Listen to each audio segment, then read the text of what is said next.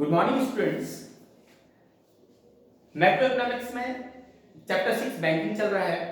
उसमें आज हम सेंट्रल बैंक पढ़ते हैं। सबसे पहले सेंट्रल बैंक की डेफिनेशन, मीनिंग में सेंट्रल बैंक क्या है ये समझना है। Central bank is an apex, a supreme body that controls, operates, regulates and directs the entire banking and monetary structures of the country. Central bank क्या है? एक अपेक्स बॉडी है। अपेक्स बॉडी का मतलब सुप्रीम बॉडी है, यानी सर्वोच्च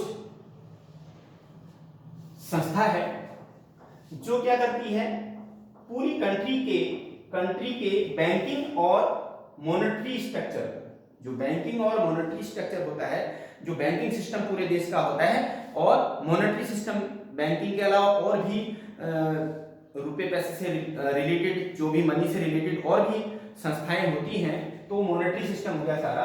तो मॉनेटरी स्ट्रक्चर को क्या करती है? कंट्रोल करती है, उसे ऑपरेट करती है, चलाती है, रेगुलेट करती है और डायरेक्ट्स का मतलब होता है दिशा निर्देश देती है। जो इस काम को करती है उसे वो एक संस्था है केवल, और जिसे हम क्या बोलते हैं? सेंट्रल बैंक बोलते हैं। और Indian central bank is RBI, और इंडिया में जो सेंट्रल बैंक है उसका नाम है reserve bank of India, RBI. And it is established on, और कब हुआ, कभी 1 मार्क्स का क्वेश्चन पूछा जा सकता है, ये एस्टैब्लिश्ड ऑन अप्रैल 1 1935, यानी कि 1 अप्रैल 1935 1935 को ये एस्टैब्लिश हुआ था इंडिया में, under the RBI act passed in 1934। 1934 में RBI, reserve bank of India का एक्ट पास हुआ था। किसी चीज को चलाने के लिए उससे पहले उसके नियम कानून बनाने पड़ते हैं, वो एक्ट पास हुआ था 1934 में। तो अगर क्वेश्चन ये आ जाता है 1 मार्क्स में कि एक्ट कब पास हुआ, आरबीआई एक्ट, तो वो 1934 में, और बैंक कब स्टैब्लिश हुआ इंडिया में, वो 1935 में, 1 अप्रैल 1935 में हुआ। उसके बाद हमें पढ़ना है, ये समझ में आ गया होगा कि सेंट्रल बैंक क्या है। सेंट्रल बैंक एक अपेक्स बॉडी है जो पूरे कंट्री की कंप्लीट बैंकिंग सिस्टम को और मॉनेटरी सिस्टम को कंट्रोल करती है, ऑपरेट करती है, रेगुलेट करती है और डायरेक्शन देती है। अब उसके बाद है function of the central bank. Function क्या है सेंट्रल बैंक के? देखो, फंक्शन बहुत सारी बुक्स में देखा, किसी में 7 है, किसी में 8 है, किसी में 9 है, अलग अलग लिखे हुए, लेकिन बात वही है, कोई बात नहीं, किसी ने सबको अलग अलग करके लिख दिया, किसी ने 2-3 को एक साथ में लिख दिया। आपको समझना किस तरह से है वो ध्यान से समझें। यहाँ वैसे 5 फंक्शंस होते हैं। अब वही है, इसमें सपोज 4th फंक्शन है, उसके 2 या 3 पार्ट हैं, तो उनको सब अलग अलग लिख दिया किसी ने। अब हम समझाएंगे आपको किस तरह से है ये। 5 फंक्शन आपको याद रखने हैं। फर्स्ट है करेंसी अथॉरिटी। किसी में करेंसी अथॉरिटी लिखा हुआ मिलेगा, किसी में इश्यू ऑफ करेंसी लिखा हुआ मिलेगा, किसी में बैंक ऑफ इश्यू लिखा हुआ मिलेगा, एक ही बात है। फर्स्ट है करेंसी अथॉरिटी और या इश्यू ऑफ करेंसी और बैंक ऑफ इश्यू। दूसरा है banker to the government. Second function है बैंकर टू द गवर्नमेंट। इसमें 3 फंक्शंस हैं सेंट्रल बैंक के। बैंक क्या काम करता है? As a banker to the government, as an agent to the government, as an financial adviser to the government. उसके बाद थर्ड में बैंकर्स बैंक एंड सुपरवाइजर। बैंकों का बैंक है और सुपरवाइजर है, उसमें 3 ये अलग अलग इस बुक में अलग अलग मिलेंगे, लेकिन इसी के 3 पार्ट है ये। इसमें custodian of the cash reserves of commercial bank, second है lender of the last resort, और थर्ड है क्लियरिंग एजेंट। उसके बाद 4th है function custodian of foreign exchange reserves, और 5th है control of money supply and credit. ये थोड़ा सा लेंथी होगा लास्ट वाला, तो इनको हम 1 बाय 1 अच्छे से समझेंगे, इतना से नोट करें।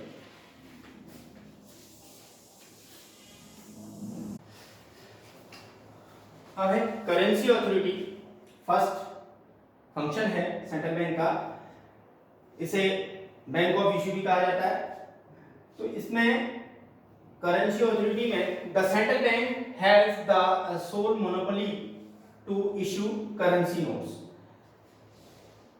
जो इंडियन करेंसी है, जो इंडिया में करेंसी चलती है, उसको इशू करने का जो सेंट्रल बैंक की एक सिंगल यानी कि सोल अपनी एकाधिकार होता है, कह सकते हैं आप, मोनोपोली है उसकी, यानी केवल सेंट्रल बैंक ही करेंसी को, इंडियन करेंसी को इशू करता है। दूसरी बात, सेकंड पॉइंट है, currency issued by the central bank is circulated through the country as legal tender money. जो सेंट्रल बैंक के द्वारा करेंसी इशू की जाती है या सर्कुलेटेड की जाती है कंट्री में, वो लीगल टेंडर मनी होती है। लीगल टेंडर का मतलब होता है कि कोई जो जनरल पब्लिक है, इंडिया की जो भी जनता है, उसे स्वीकार करना होगा कानूनी तौर पर, यानी कि कानूनन उसे मना नहीं कर सकते, उसे स्वीकार करना होगा as a medium of exchange.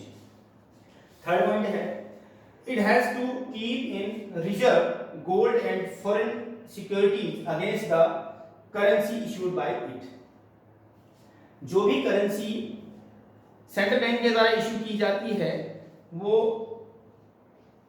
ऐसे ही नहीं करी जाती, उसके अगेंस्ट गोल्ड और फॉरेन सिक्योरिटीज उसके अगेंस्ट रखी जाती हैं, उसी की वैल्यू से कंपेरिजन करते हुए तो वो सेंट्रल बैंक करेंसी इशू करता है।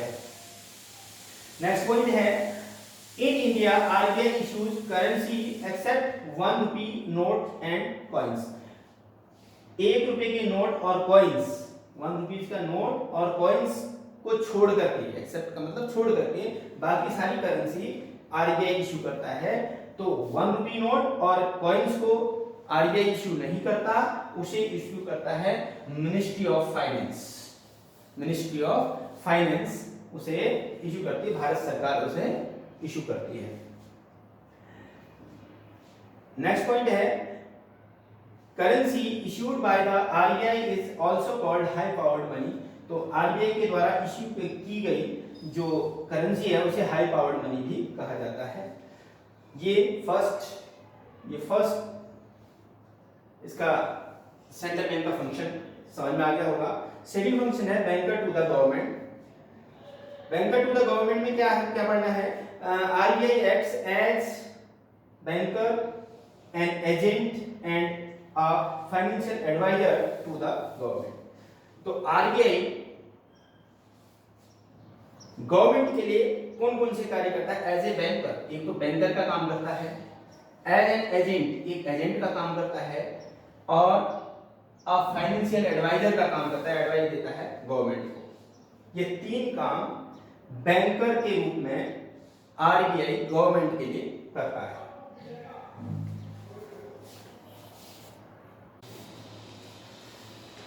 सेकंड फंक्शन पढ़ रहे थे हम बैंकर टू द गवर्नमेंट, और इसमें 3 पॉइंट्स पढ़ने हमें, as a banker, as an agent, as a financial adviser, ये तीनों। अब as a banker central bank क्या करता है गवर्नमेंट के लिए? As a banker maintain the banking accounts of the government department. ये अकाउंट्स को मेंटेन करता है गवर्नमेंट के। एज ए बैंकर उसका काम है गवर्नमेंट के सारे अकाउंट्स को मेंटेन करना। Accepts deposits and makes payments for the government. Government के डिपॉजिट्स को एक्सेप्ट करना और पेमेंट्स को करना, गवर्नमेंट की पेमेंट्स को देना और डिपॉजिट को एक्सेप्ट करना, ये भी सेंट्रल बैंक का काम है, गवर्नमेंट के लिए करता है वो। It also gives loan to the government, ये गवर्नमेंट को लोन भी देता है, जब गवर्नमेंट को जरूरत होती है तो उसको लोन भी प्रोवाइड करता है। अब ये तीन चीजें हो गई कि एज ए बैंकर वो क्या करता है, एक तो गवर्नमेंट के अकाउंट को मेंटेन करता है, दूसरी बात, गवर्नमेंट के डिपॉजिट्स को एक्सेप्ट करता है और पेमेंट्स को करता है, पेमेंट करता है। तीसरी बात, गवर्नमेंट को जरूरत पड़ने पर लोन देता है। ये as a banker central bank का फंक्शन हो गया। दूसरा, एज एन एजेंट के रूप में सेंट्रल बैंक गवर्नमेंट के लिए क्या करता है, it buys and sells securities, treasury bills on behalf of the government. Government को इन्फ्लेशन और डिफ्लेशन की कंडीशन में वो गवर्नमेंट के सिक्योरिटी और ट्रेजरी बिल्स वगैरह को सेल करता है या खरीदता है या बेचता है। ये अब आगे बढ़ेंगे अगले फंक्शन में। तो ये किस तरह से ये सेल होती हैं या किस तरह से सेल करके इन्फ्लेशन या डिफ्लेशन की कंडीशन को कंट्रोल किया जा सकता है। तो यहाँ काम क्या है उसका कि खरीदना और बेचना गवर्नमेंट की सिक्योरिटीज और ट्रेजरी बिल्स को, ये on the behalf of the government के बिहाफ पर ये काम करता है। दूसरा, it also manage public debt, और ये जो पब्लिक डेट सार्वजनिक ऋण होते हैं गवर्नमेंट के, जो लोन्स होते हैं, उनको भी ये मैनेज करता है। थर्ड है as an financial adviser. Financial adviser ये क्या काम करता है गवर्नमेंट के लिए, it gives advice to government on the economic and financial matters such as deficit financing, devaluation of currency, foreign trade policy etc. जो भी इकोनॉमिक और फाइनेंशियल मैटर्स होते हैं गवर्नमेंट के, जो इकोनॉमिक और फाइनेंशियल मैटर होते हैं, कौन से होते हैं, इकोनॉमिक और फाइनेंशियल मैटर्स होते हैं गवर्नमेंट के, जैसे कि डेफिसिट फाइनेंसिंग, घाटे की व्यवस्था करनी है, डिवैल्यूएशन है, मनी का डिवैल्यूएशन होता है, और करेंसी का डिवैल्यूएशन होता है, और फॉरेन ट्रेड पॉलिसी गवर्नमेंट जब निर्धारित करती है फॉरेन ट्रेड पॉलिसी कि हमें व्यापार विदेशों के साथ कैसे करना चाहिए, उसमें ये अपनी भूमिका पूरा एडवाइस देता है गवर्नमेंट को कि ऐसा ऐसे करना चाहिए। वो सारी एडवाइस किसकी होती है, सेंट्रल बैंक की होती है। ये सेकंड फंक्शन हो गया क्या, बैंकर, एजेंट और फाइनेंशियल एडवाइजर।